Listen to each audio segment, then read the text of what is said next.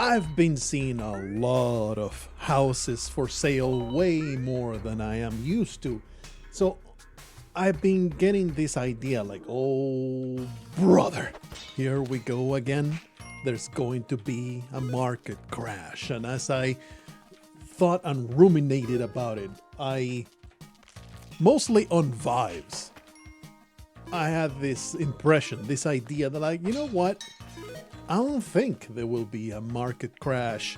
It will be more like a soft landing this time around. The prices will adjust down because they are at an absolutely outrageous high that it is simply unsustainable. Although one of my coworkers literally bought a house very recently.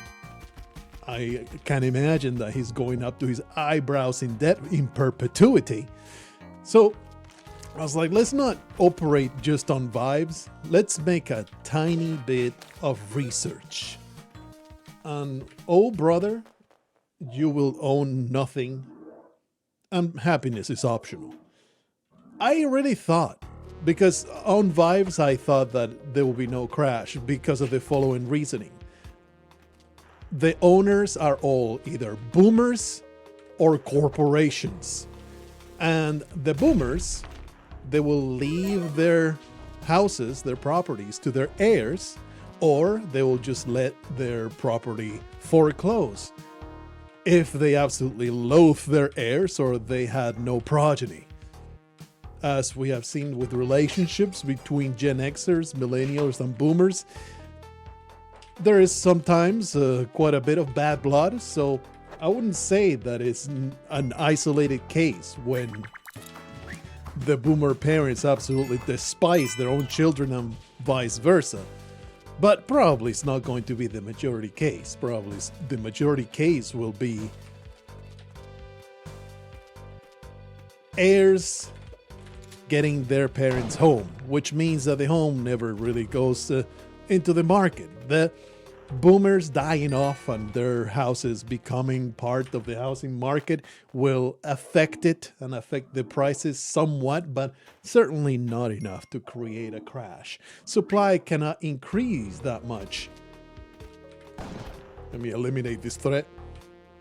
Supply cannot increase that much, and building supplies, I don't know if you're in the know about this thing, and not that I am a big knower of building supply prices, but I have heard rumblings of how they are absolutely insane and simply prohibitive. They cannot be, you just cannot build a damn thing in the current climate of building supplies. So supply will not suddenly increase to the point that it creates a crash, because that's really what creates crashes. You may be a veteran of 2008 and the subprime mortgage market crash, but that was a bit of a special case in which financial artifacts were the driver of the absolute disaster that happened. Usually it's just too much supply for too little demand that makes the prices absolutely plummet into complete oblivion. This time around, though, completely forgot this guy exists.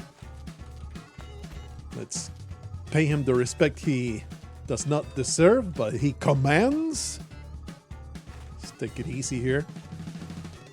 I've heard rumblings of why the hell is the video so choppy. I don't know, man. It is not really the recording.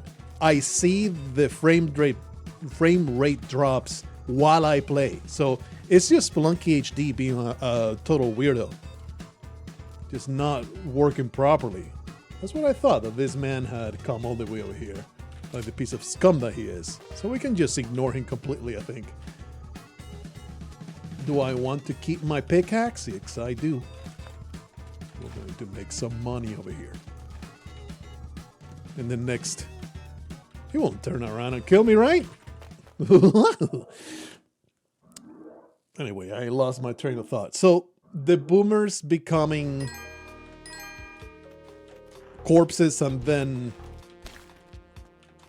their properties going onto the market, that's not going to drive the supply to a catastrophic degree. Who else owns homes in the American market? Well, that would be the corporations. Or so I thought. I was like, corporations and investment firms, they have been basically cornering the real estate market, and they are definitely going to control the descent of those prices so that, you know, they'll have their algorithms, they'll have their AI programs that will say, puts 172 houses for sale on Tuesday to maintain a 2.5% decrease in price that will be acceptable, and therefore, you know, prices will be tightly controlled that way. But no, in my cursory research about the topic, and you know, it was cursory indeed, it was barely looking at more than one source, it was just a few articles and then people talking on Reddit. That was the extent of my distinguished foray into fact finding. Wow. Corporations actually only own 2.4% of the housing. Mostly it's just boomers that own not just, oh wait, pickaxe trick. How can I not do this? I trigger that. Yeah. Oh, this is good. Yeah, right. There you go. Oh, baby. We love to murder shopkeepers through exploits. It is mostly boomers that own a pile of properties and they rent some of them. So, you know, when they die, they will pass on the properties to their heirs, but if there's nobody to take them, then the investment firms will take those foreclosures into their pocket? Or will it be an actual market crash? Not like, you know, all the boomers are going to choose February 17th, 2027 as their day that they all croak. So, you know, it's probably going to be a very measured release if that ever happens, but just saying. I don't know why I just did that. Because I wanted to ghost some more. I wanted to ghost. I don't think that's triggered that particular arrow trap.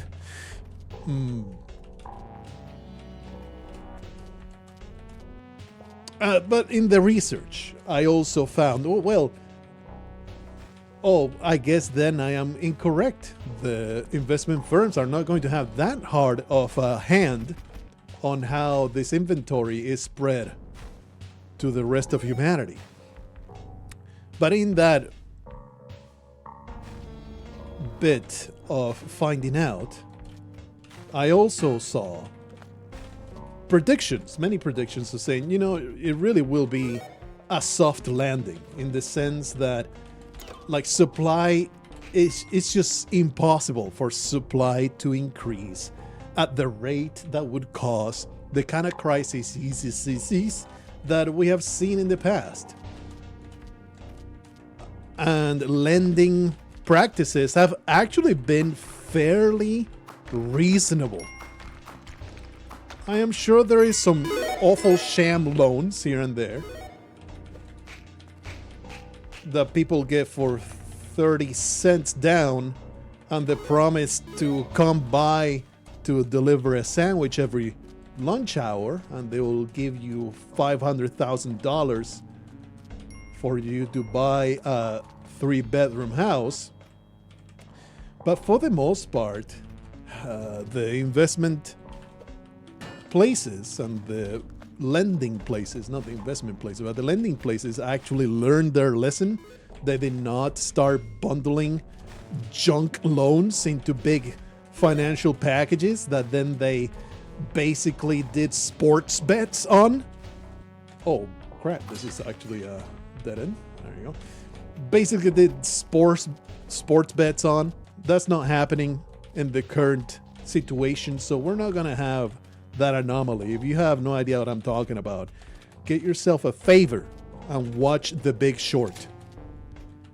It is an extremely entertaining movie that explains the entire 2008 crisis in such a fun way. Very interesting. Oh, please. Not like this. Not like this. I'm just gonna grab you, baby. I'm just gonna grab you. I'm sure you are a 24-karat masterpiece. And we're going to leave with my shotgun. This is the daily challenge of HD. We're going out, pulling out all the stops, whipping those gold piles to get double gold. Old school. I've been feeling the Spelunky gold greed. And I'm going to follow my heart for all that it entails. So anyway, on vibes alone, I had the right idea that probably it's not going to be a market crash, but turns out it was not for the reasons that are actually factual or seems to be. Like, this is all, of course, not guaranteed. It's just a matter of people speculating, as it often is. And before the giant, horrendous super crash of 2008, also there was a high confidence, oh, there's no way a crash could ever happen. So you have no idea. So anyway, all this to say, those prices ain't going down, my brother. Those prices ain't going down. If you are a prospective buyer, just hoping with your Jacqueline Belinda to start yourself a nice, beautiful home life and start procreating, well, you're gonna have to spend $500,000 for a studio apartment. Absolutely atrocious. Renting forever. That is your fate for the time being. Wish I was the bearer of better news. Why am I grabbing corpses? I don't know if there could be a Kali altar at the bottom. You don't know. I really should not be so damn silly about the way that I am conducting myself in this level. There's just nothing really to do. There is the pickaxe. I'm gonna pass on it. I don't want to do it. I don't trust myself with that mattock. I was going to segue into another thing, and then I completely obliterated it from my mind. Let me think about it for a second. That's right, it came to me pretty quickly. You see, way back, when the dinosaurs roamed the earth, I bought this house. It was 2009, and I bought it for $200,000. I forget how much I put down. I think it was a good 20,000, a good 10%. And today, of course, I have not had it appraised, but Zillow and the like tells me that it is worth $300,000. And on the face of that, it's like, holy shit, Blargo, what the hell? That is an insane return on investment, you lucky son of a bitch. And while I would agree on principle, like, holy shit, that is, I am very, very fortunate to have this wealth. There is no disagreement with that. I do not disagree with that in the slightest. But you do need to think about what it really means. I am sitting on this pile of equity, but if I want to live anywhere else, I either have to turn to rental or spend the same amount of money that I would be spending, that I would be selling the house for. So you're kind of breaking even to go live somewhere else. If you break it down year by year, it's been about 15 years. So 100%, 100,000 appreciation. Wait, we don't want this scoundrel to slip off my fingers. Oh, you thought that you could get out? There's no escape, Jacqueline. You're going to get sacrificed forever. Anyway, you probably just want to leave, right? Just go into the black market. probably charge ahead with giant balls of steel. Not care one bit about my fate. I am committing. I am committing. I'm jumping in and starting blasting. I am committed to this. Oh, oh baby. Oh no. Mistakes were made. Ah, you son of a bitch. Descend, descend. I bid you descend. There you go. That's all good. The crisis has been averted through incredible expertise. If you break it down year by year, I did the math and I forget the math. I think it was like a 4% appreciation, which is barely above what a high-yielding savings account gives you these days. So if you put the same amount of money into a high-yielding savings account, you're going to get about the same amount of money. Of course, the giant benefit is that instead of paying rent, you are getting all this cash. Not getting all this cash, but you are paying rent and you end up owning the thing with equity. Know what I'm saying? But again, it's like, well, the only way that you can benefit from that is that if now I go into rental or I go into a much, much lower cost of living area and pocket a giant profit. Like, so let's say I move to the Maldives, I move to the southern part of Mexico, or I move to La Paz in Bolivia, probably can get a property for $150,000 that is a mansion, and I get to keep a pile of money as a result. The downside being, I get to leave my beloved US of A.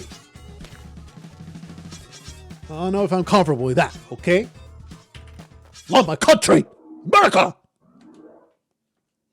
Anyway, what I'm saying is that while I would absolutely advise 100% ownership is much better than being a rental piece of garbage, a rental, I meant that in the figurative way, plastic bag that drifts in the wind. That's the rental philosophy, because the only two real reasons to not own is because you want to be a nomad or you really can't afford it.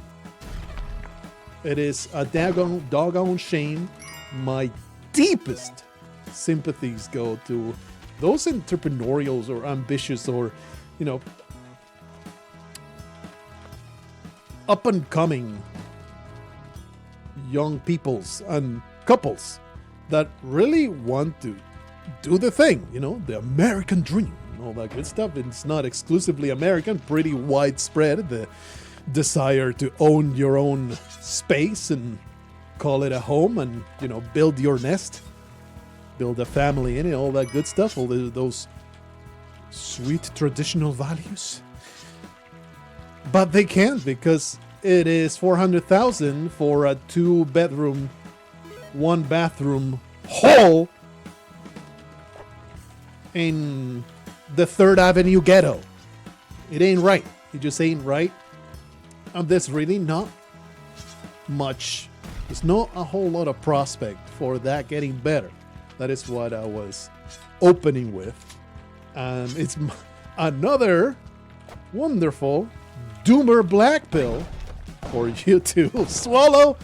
I'm not trying to bring bad tidings, but it's not looking great for your prospects of owning that nice home. Like I said before, you'll own nothing, and the whole being happy thing, that is fully optional. Mistakes were made, but I'm not ever punished. Never punished. Get stabbed, you son of a scum. What the? Somehow that monster damaged me. How is this man not dead through Tiki Man action? I am shocked, I say. What the? No! Spelunky HD does nothing with ropes. I don't know what that was about. Don't question me. That was truly pathetic.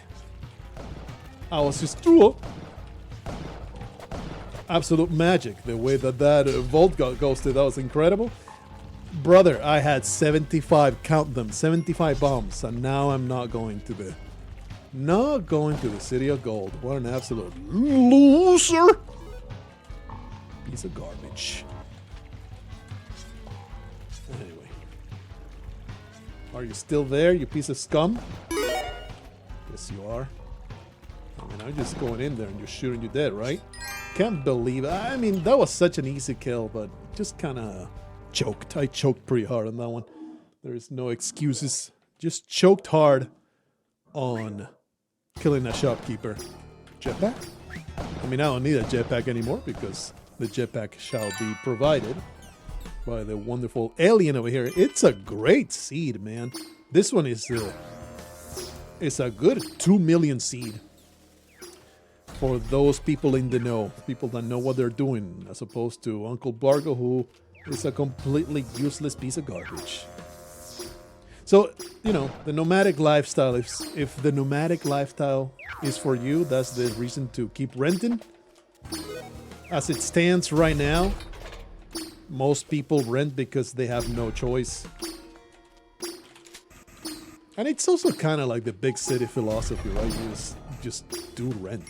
It's what you do. It's just the way that everybody structures their life around.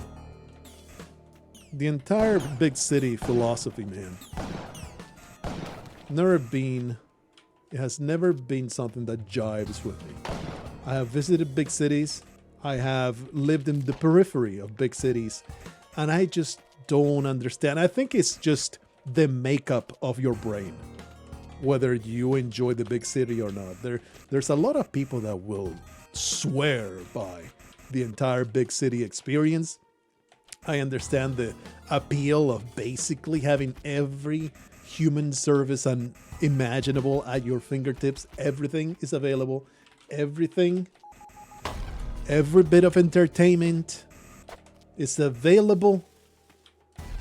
I am sure you can find yourself a show where a bald Vietnamese man puts eggplants up his bunghole.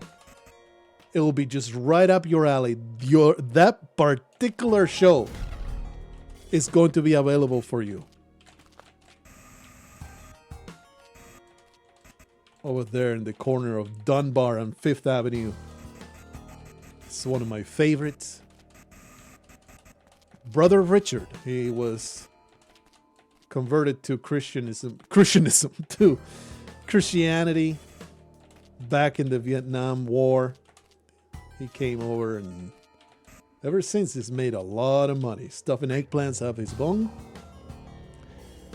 He's a really good guy. We have some interesting conversations about dilation and just the optimal width for a good pop when it goes in, you know?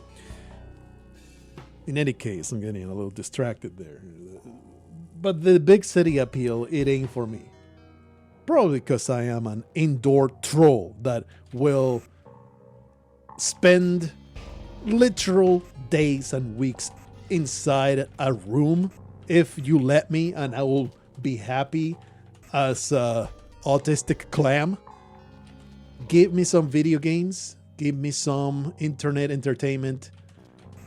I'm going to be perfectly content with that existence. I will eventually want to go outside, but I will never really crave human contact. Maybe I will be different if I weren't a married son of a bitch, but it's like social interaction. The wife provides all the social interaction I need, probably since I am otherwise fully sociopathic. But anyway, what I'm saying is that you need to have a completely different brain makeup for than mine for a person to be into the entire city life, because all the downsides are just too large. The downsides are too damn large. Of course, the press of people. Dealing with other people is hell. You know, famous quote. by Hulk Hogan. Rest in peace. Hell is other people. I don't think I need to elaborate on that particular point in any capacity. Then you have the absolutely insane cost of living. Truly a nightmare to afford literally anything. There you go. I always thought Alaskan cost of living was out of control, but I looked it up, and it really is not even that bad compared to many places. Certainly, compared to big cities, Alaska is better. And over here, a federal worker gets the T-Cola, it's called, and that is 25% extra pay that only workers in Alaska and Hawaii get, because it's expensive to live here. But where's the T-Cola for New Yorkers? Because it is more expensive to live at the heart of New York than it is here. Then again, salaries will be quite a bit higher there. So, you know, it does kind of make up for it, but not that much. Do you get crushed? Yeah, in HD you get crushed instead of just damaged by that action right there. Give me some more money. I must have more money. Put you there. Don't rock me, though. Piece of trash. Maybe I should gather some pots. Old school style. Man, going all out on the nostalgia here. Gathering a pile of pots. If you blow them up, you get double the chances of getting gems. There's only one, though. So, show it right up your butt. Unfortunate. Well, there more mines somewhere. I don't want to spend my precious bombs, even though I am not going to the City of Gold, so spending bombs really is not a big deal. So let's just do it right now. There you go. What other horrendous downsides? The pollution, the traffic. An upside is definitely public transportation, but is it really an upside? Is it really, when you get exposed to the local hobo pissing in the corner while you get yelled at for looking at somebody funny? Dealing with all kinds of social pressures and unpleasantness just by the virtue of, you know, you're getting exposed to so many humans that at least some of them are going to be absolutely insane. Your chances your probability climbs up to 1 to deal with some crazy in such an environment. Because there's just so many of them, you're way more likely to deal with super unpleasant stuff like that, as opposed to a small town where people all know your name and they scream it when you go into the bar. Serve you your usual drink, a umbrellaed martini with 2 ice cubes and a rim with pink salt. Excuse me, this is not the creature that I wanted to grab. Let me grab this creature right here, an absolutely gorgeous creature. There you go. Always weirded me out in old-timey fantasy novels most of the time, but in many old-timey prose, how they would call beautiful women creatures, such a splendorous creature, because it's kind of implying that she is so beautiful, it's not of this earth. But in a way, it's like she's so beautiful that it's like a weirdly non-human entity that, I don't know, kind of dehumanizes it in not a good way, right? It just has a strange connotation that always struck me as funky. Not quite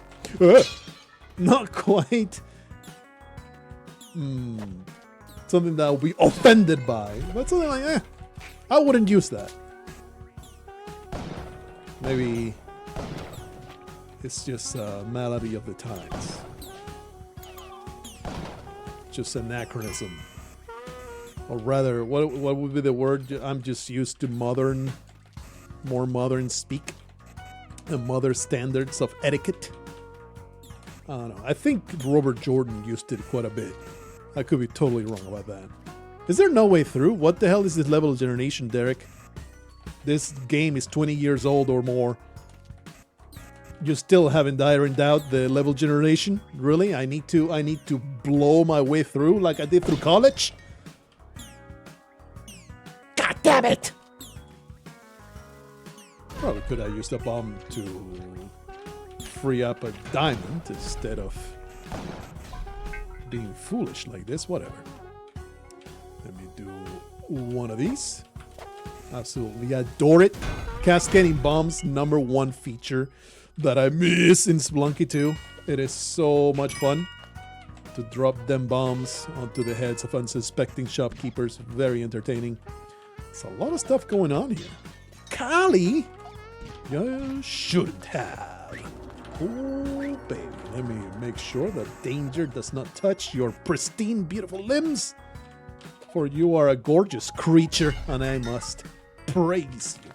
I must celebrate you like I should. Give me that good stuff. Whatever happened to Fat Boy Slim?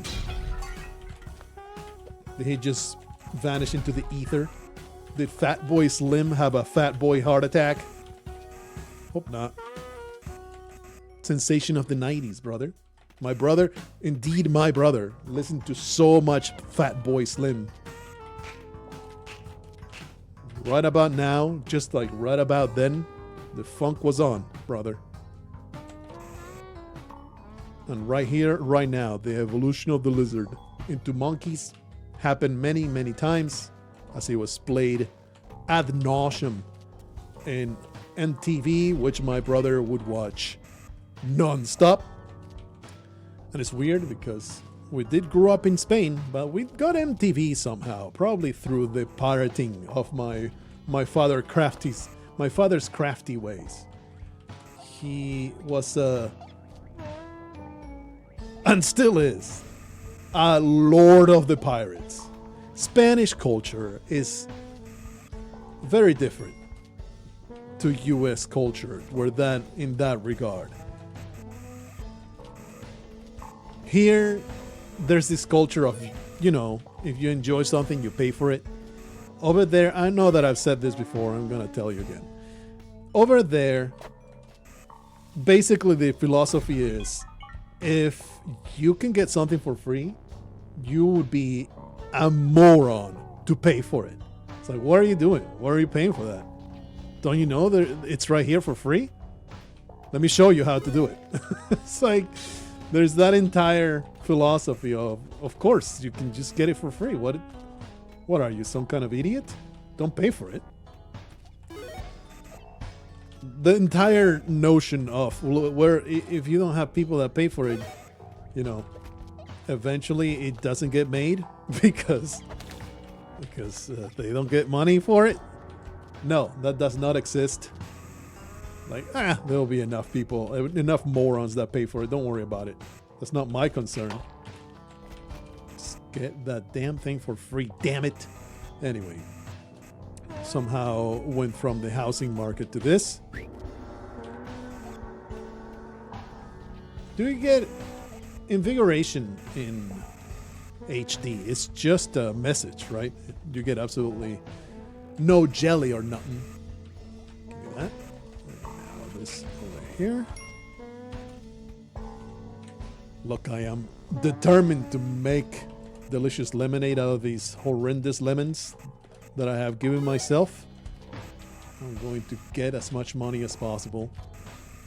Even though we're not going to the City of Gold, that million will be mine. Just waiting out this dumbass ghost so we can get this last diamond. Maybe get more Kali favor. And why not create a shortcut? I'm feeling sassy. What are the horrendous things can I think about the city that I absolutely detest? I guess pollution also in the sense of noise. Noise is just non-stop nuisance. There you go. And the cost of living is not just rent. Just an apricot will run you $10. That taco truck in the corner, one taco, $30. I really don't know, but it is the conventional wisdom, and I'm going to pretend like it's absolutely the truth. I don't know if I want to ghost this level. It is quite the bother. Whatever happened to this idiot? I see the traces of an explosion here, I think. Perhaps a descending alien got him good.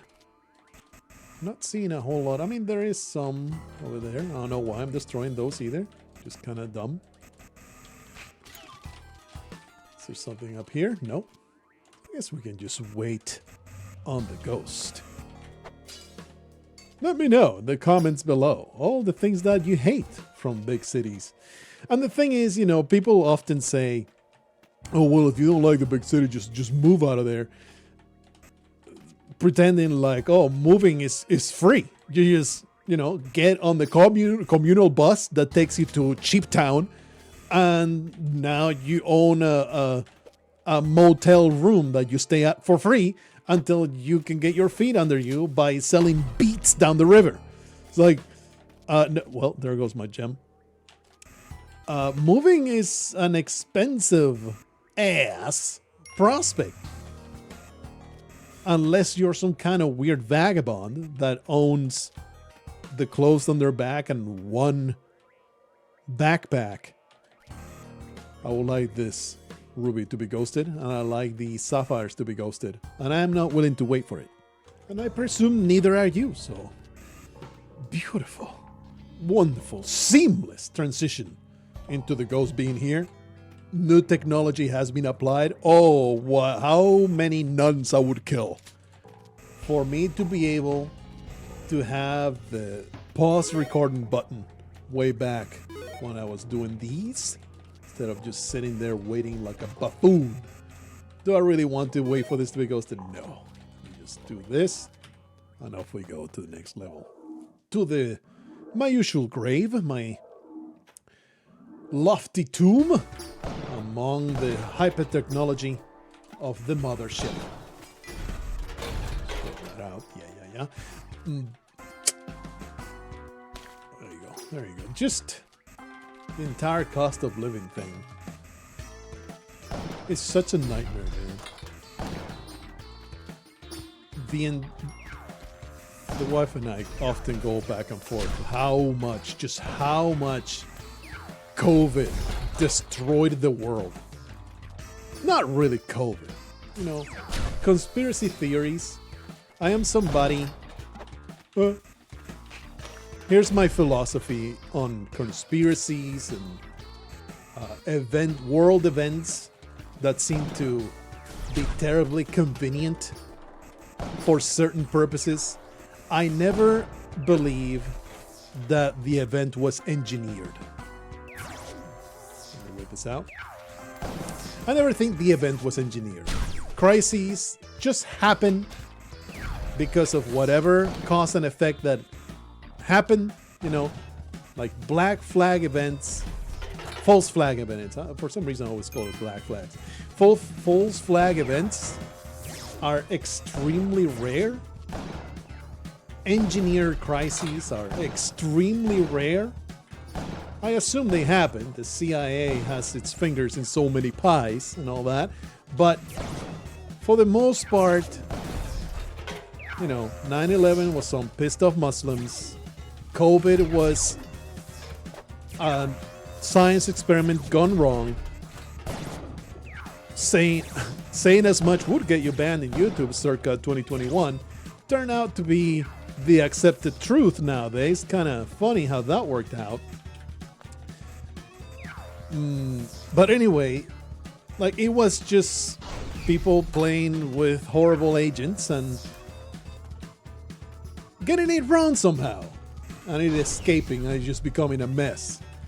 It's what happens after that is the engineered effect.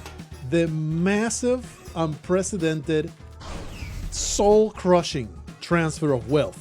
That was no accident. The Patriot Act. That was no accident. It wasn't just, suddenly, we better come up with some laws that prevent this from happening ever again. Let me slip in some secondary amazing benefits that I will continue to abuse in perpetuity. Oops, wonder how that happened. And now we're going to work with Iraq because of 9/11. So it's like, at some point, it's like, there is some nefarious motives behind all these things that are happening. And they're using this horrendous thing that happened as an excuse. Nah, people don't do that, right? But anyway, that is my conspiracy philosophy. So when it comes to the thing that I was talking about that I already completely forgot. That's right, the cost of living increase. Inflation! Somehow, I don't think everything's suddenly inflated in price all by itself 50%. I don't know. I don't think so. I don't think that raw manufacturing, the cost of all of that, went up by 50% in the course of 2 years. It's hard to believe. But somehow, my vegetables, my everything, chips, for goodness sake, even my delicious, addictive Doritos, my delicious Fritos, and my absolute favorite Sun Chips, favorite of all time, best chips ever made. A bag of chips now costs $5 with less chips in it than it used to be $3 on sale for a bigger bag. Somehow, I don't think COVID is responsible for that. Somehow, I feel like you're using that entire thing as a underhanded excuse to make everything cost more. And it ain't just, they are only concerned for the profit, but it just has this compounding effect of just crushing the youth's soul. As an established boomer I will be fine. I got my income. I got my, like I said, my already paid for house. It is the thing that comes with growing older with a steady income and no catastrophic expenses and not living in a big city where I will be charged $7.99 for avocado toast. I'll be fine. But like I said, there's a deep sympathy for the youth that looks at the future, looks at the state of things, and it's like, how can I make it? How can I make it? I'm in a hole already with idiotic student debt. Even if you don't have student debt, it feels insurmountable.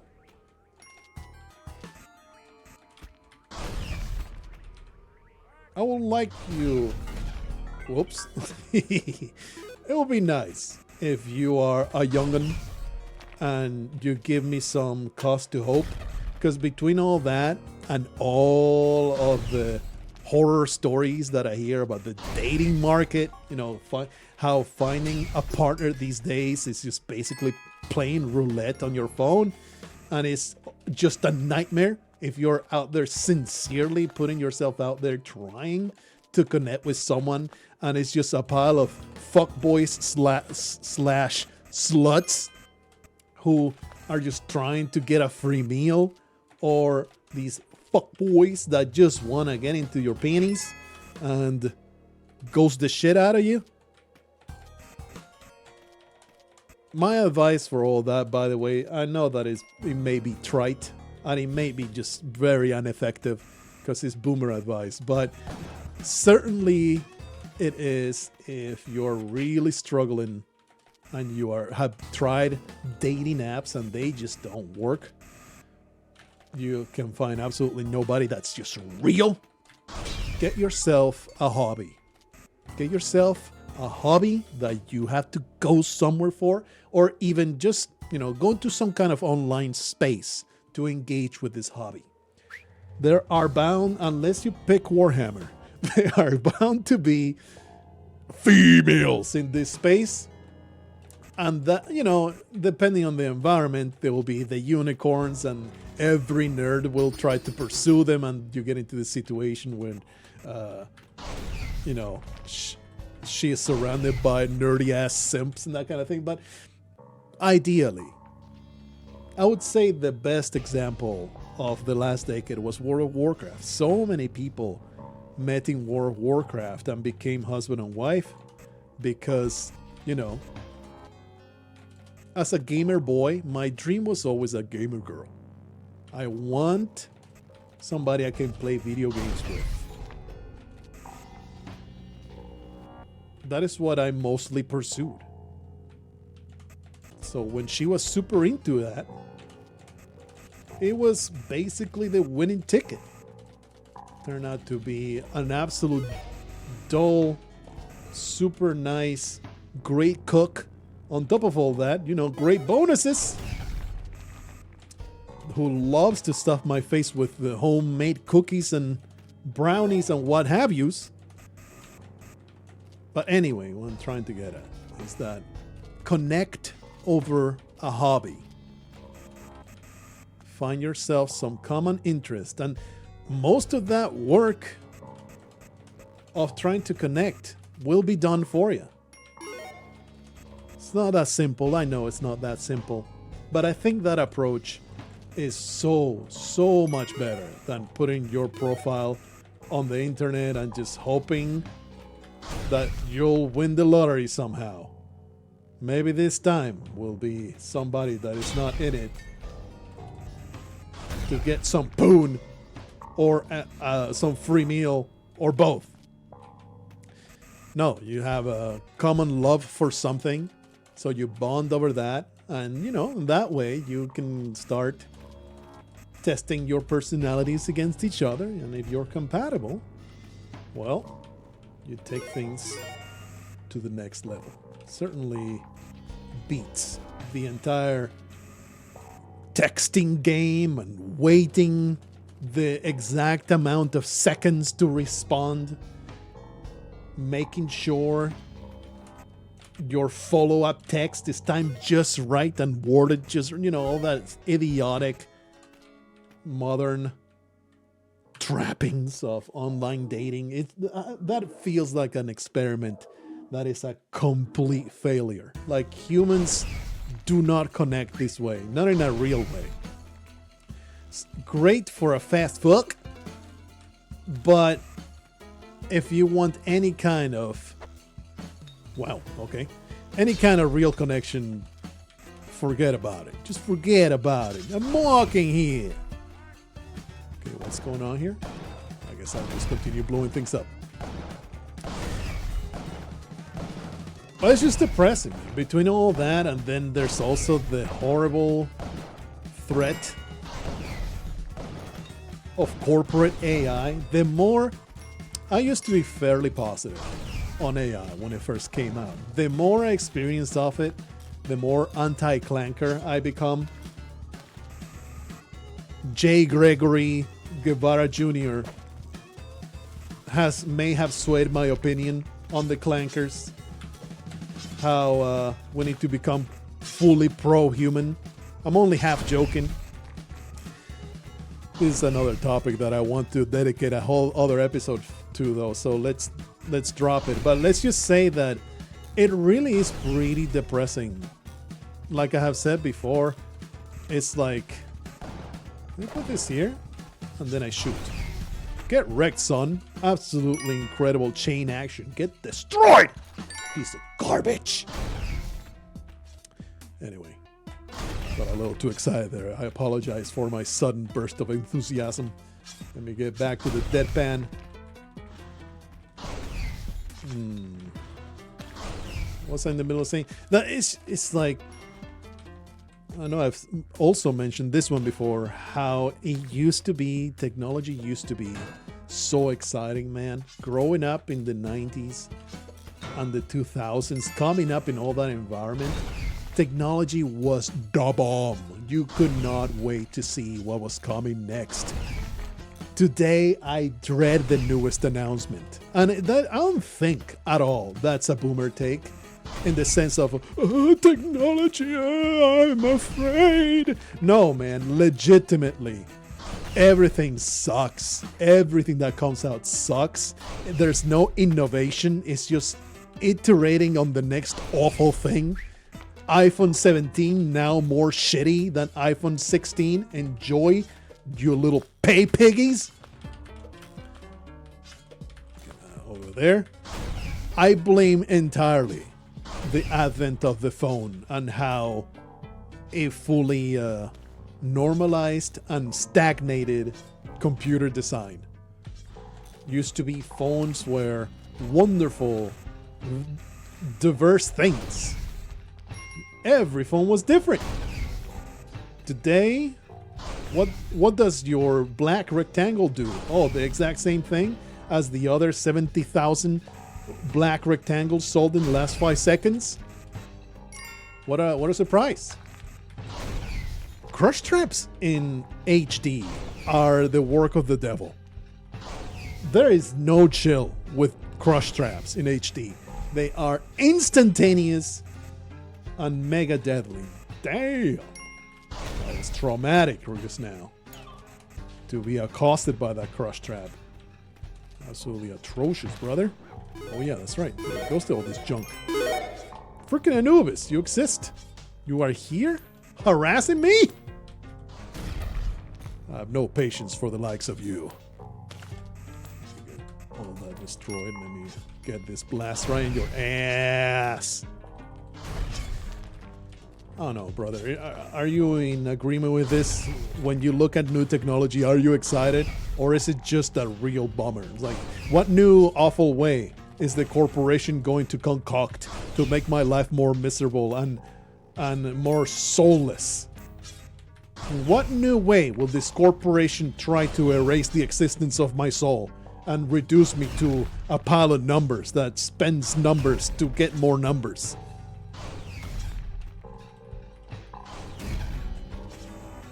Or are you excited for the newest iPhone? I don't know. I just don't understand what kind of human being gets excited for the new iPhone. It's like, what is going on in your brain socket for that to be a thing that you give a shit about at this point? It used to be a neat thing when there was an iPhone 2. Oh, I've always been an Apple hater, though. Really OG. Well, there goes the scepter. Good thing I didn't care for it. What was I saying? I've always been an OG Apple hater. Not one of those newfangled Android loyalists. No. I'm a PC loyalist. I'm the guy cheering for the fat, balding, bespectacled man opposite Justin Long in those Apple commercials. Justin Long, you are insufferable and a piece of garbage. Give me the balding Bill Gates lookalike any time of the day. Give me my PCs on my Windows. I don't care for your idiotic, stupid-looking, colorful Apple computer that I can literally do nothing with, that it was not designed to do. Just prescribed programs, zero open avenues of customization. You get what you get and that's it. I'll be happy with it. Anyway, that's just my Apple prejudice. I don't know if that's the fact. That is just the prejudice that I feel towards Apple products. It is all a beautifully designed, perfectly boring experience versus the PC open world. And that is, very outdated philosophy because Windows 11 is literally the work of the devil as well.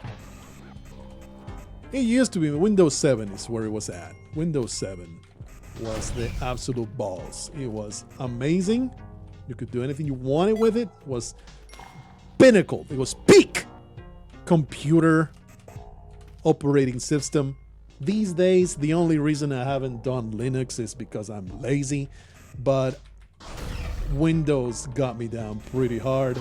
It is so infuriating how they have decided to make every user into dumbass babies that you have to please insert about 22 air quotes here upgrade to Windows 11 when there is zero need for that nonsense.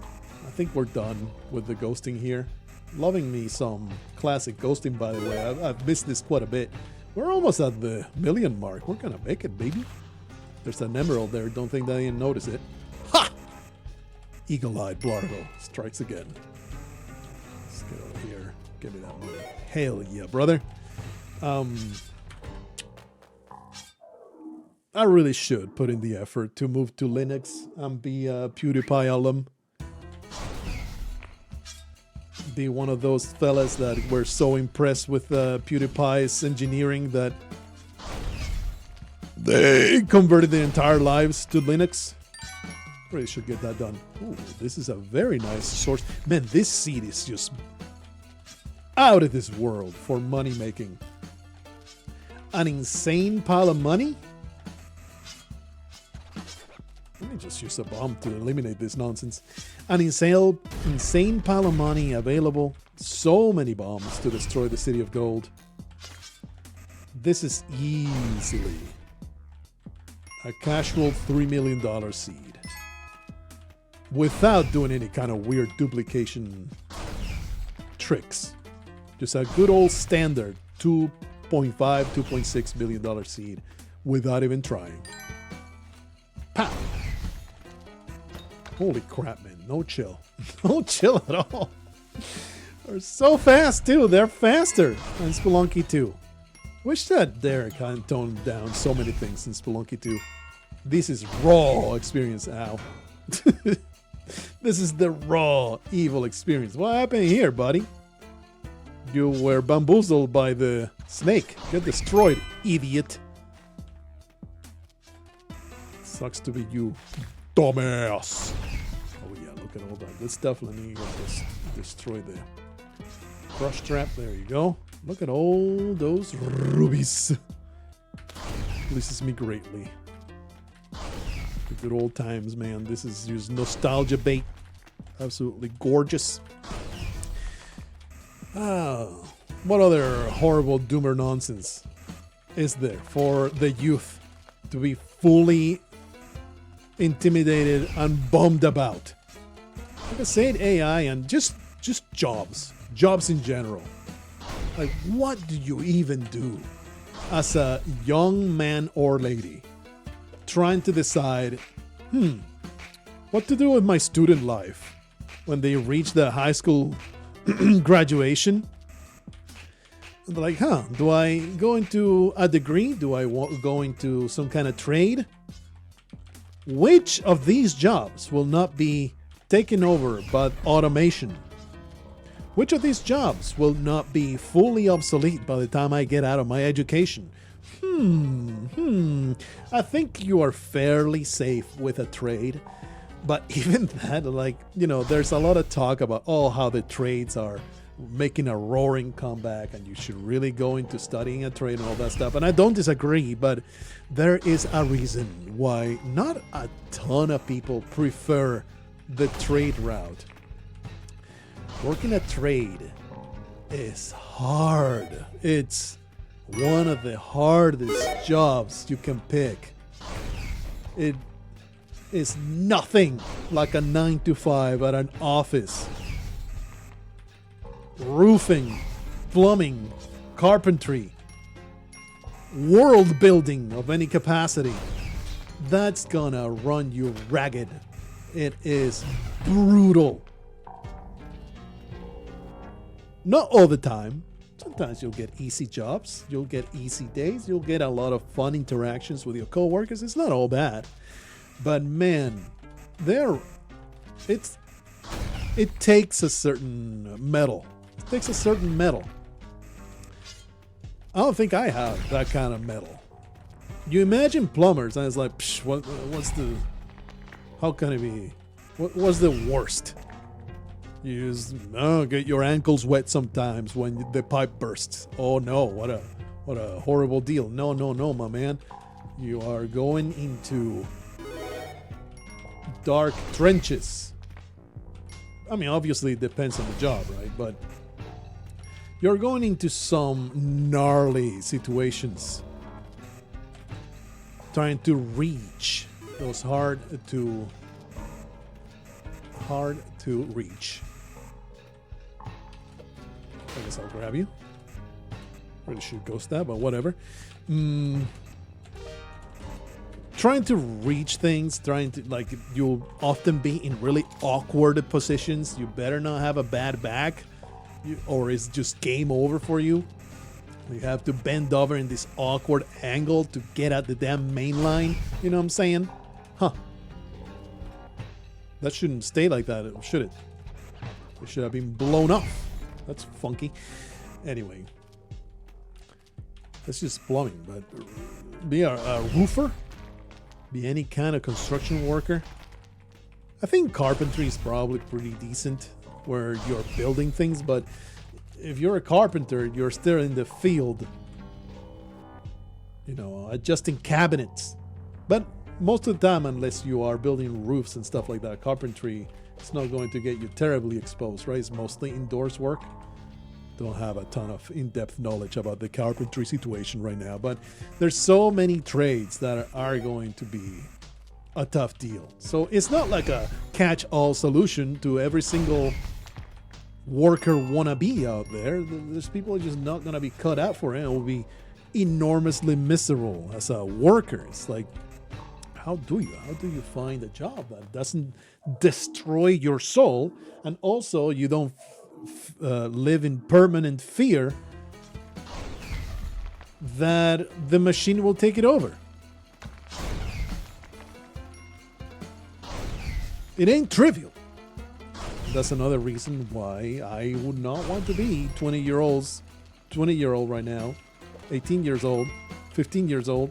It just seems just dire. It seems grim to look at the future of those kids. And not because I think it will be particularly awful, but because it's so hard to tell.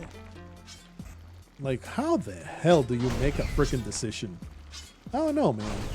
All the advice from the past is fully obsolete. I guess that's the crux of the matter that is so weird and depressing and scary. How past knowledge just doesn't really apply anymore, and you just kind of have to figure it out. And good luck is basically a guess. Good luck with that. You may be right. You may get absolutely destroyed and be yet another desperate gig worker. No disrespect, because I have enormous respect for people that just hustle with gig work, but I'm sure they will be the first to argue that it ain't all that fulfilling work, You're just taking gigs, delivering DoorDash to survive. It's just a job that pays some bills, not all of them. There's no way you're gonna make a living out of it, but it sure covers electric and the internet and the phone bill. It's another thing. The cost of living is just absolutely insane. So you are forced to work several jobs at the same time, basically be a dink. You want to think about forming a family, but it's like, oh, okay, well, good luck with that. Here's a baby, cost you $70,000 just to give birth. Oh, you don't have insurance? You're a gig worker without any insurance? Turns out the hospital bill for giving birth is $70,000. I'm pretty sure. I mean, I don't know at all. But that sounds like something that is covered by the state somehow. Do correct me, please, if I am wrong. But if you're a pregnant woman without insurance, will you be slapped across your belly with a $70,000 hospital bill, charging you $7 per square inch of gauze? Let me know about your pregnant experiences as the uninsured. I bet there's a lot of really fun stories you got. Anyway, what the hell I'm talking about? All I'm talking to right now is a pile of 1,000 male neats. All I'm doing is entertainment for the unemployed right now. I'm damn proud of it. Right, brothers? All those damn females don't understand us. They could not know the depths of the music that moves you. I know multitudes, man. When I was a teenager, that's what I used to think. Like, man, if these girls could know the real me, they will all fall in love immediately. If I could just get one of these girls to instantly know me, you know, if I could upload all my deep thoughts and how wonderful of a person I am into their minds, they will stop looking at me with mild disgust and start really appreciating just how much of a deep soul they have in front of them. Oh, the inner life of this boy. The inner life of this boy is truly something to behold. They will all be fawning at my feet for the incredible swelling intellect inside of my skull. Where did all that money come from? Oh no, but I got myself $1 million. I'm going to bust out the ancient $1 million playlist that I have not touched in literal years, and I'm going to put one more entry into it. What a blessed day we have. Look at all that money over there. I am not done. I'm not done making a profit, bitch. I am an investment banker, and I am going to boondoggle Arizona, and I'm going to buy up every single property in that backwater country, because I am a speculator, and I am going to make sure that 12 years from now, I'm going to profit tremendously from the oil fields that my company has discovered and that we have told nobody about. This is going to become a boomtown. We're going to sell property at an enormous profit. What am I talking about? Sell profit. First, you rent it out. Then you sell it when you know that the oil is about to run out. And then let all those dumbass idiots be stuck with the bag. That's how you do it.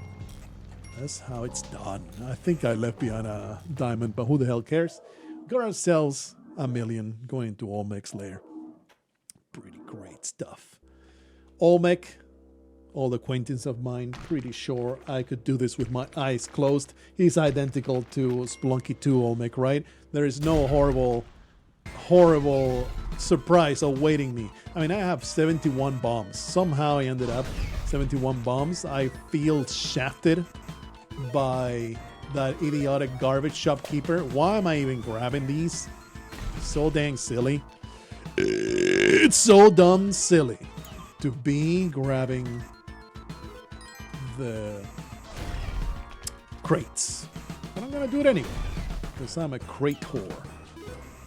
I will prostitute myself for one more pachinko pool of that wonderful loot box. It's another thing, man. The gambling epidemic. It's another expression of the doomer. Don't crush my beautiful Ruby, you piece of trash. Of the absolute doom of current society. The entire thing with gambling and how it's just a desolate landscape of addicts and people who just want their little victory because the big victories are completely unattainable. So please let me win $7 in the Powerball. Let me do a crazy parlay that has a 0.07 chance at actually panning out. But that sweet illusion that I might actually get it. It's worth every bit of the $7,000 I'm putting into this bet. Meanwhile, them ladies spending money on their labubus, recording themselves to 26 viewers, opening their labubu. Oh, it's the brown one with the frowny face. That's too bad. See you guys next time. Then sadly, update again, trying to see whether there was a new view. Ooh, a new comment. I'm quite the veteran of that particular cycle of refreshing to see, did my video do a little bit better? Got 3 more views. Amazing. Anyway, got to the end with over 1 million. Still got it, baby. Ignore completely that disgusting shopkeeper trash bag that busted my dreams into complete annihilation. I am happy with the results. I might even be number 1. You see, the trick to success in life is to stick with something for so long that you end up being the only one doing it, and you end up being the best at it by default. Just make your pond small enough that your girth as a fish becomes notable. That is my life advice for you. 69 minutes. What a nice timestamp for this run. Get me out of here. I want to see my score. Number 1, baby. I am the greatest of all time. Oh, none of these people can hold a candle to my splendor.